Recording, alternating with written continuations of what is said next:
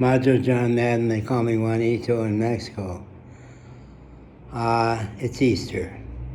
And earlier today I posted a 17-minute YouTube video where I talked about my relationship to the Easter holiday over the course of my 79-year life. I think it's a hell of a story. I think it's very humanistic, very human, very vulnerable. I think it's a good yarn.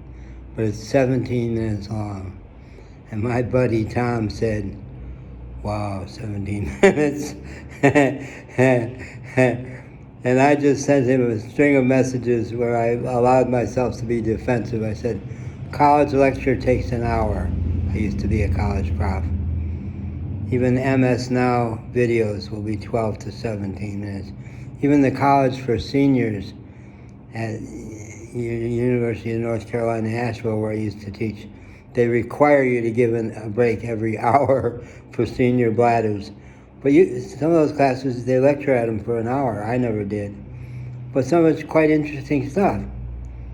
And I said to Tom in a defensive message, I heard a piece the other day that said, pandering to the short attention span of Americans with short YouTube and TikTok videos is weakening our capacity to think. Harumph. And then I followed it with a message that said, I think I'm still working through the trauma of having to sit there for an hour, even in clinical psych grad school, listening to some asshole blow hard for an hour. It's true. So I want to talk about that experience. I had been psych major in college, took a year off, worked in a mental health center. And I liked the psychologists in the mental health center. I liked the way they worked.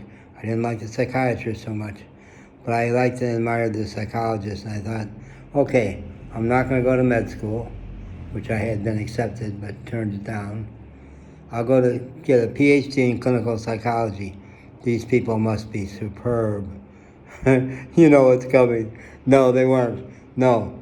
The reason University of Rochester, where I went, was ranked top in the country was because they were cutthroat academics who published a lot. And we did internships where we did clinical work, but that's really not what they wanted us to do. They wanted us to be in their image, academics who cranked out lots of papers.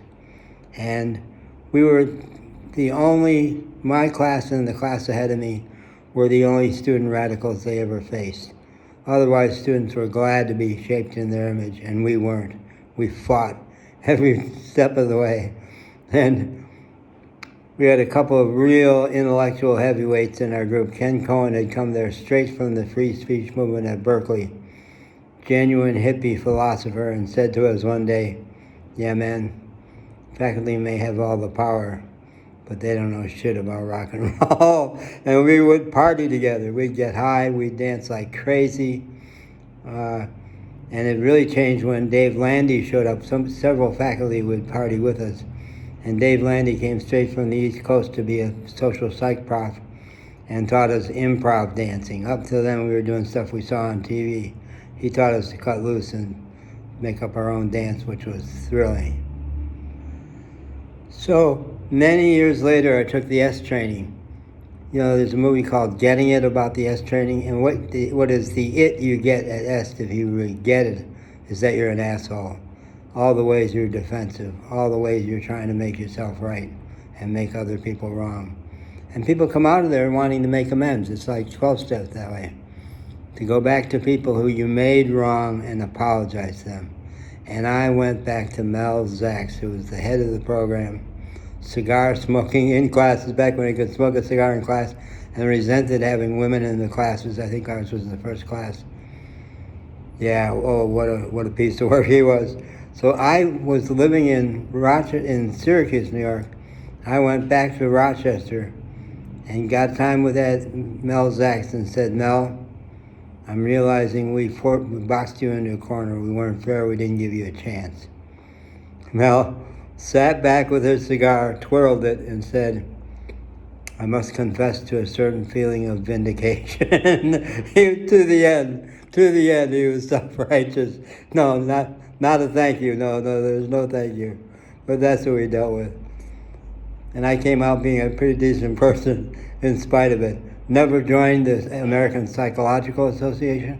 No way I wanted to be a professional psychologist. I joined the Association for Humanistic Psychology. Abraham Maslow, Carl Rogers, all that stuff.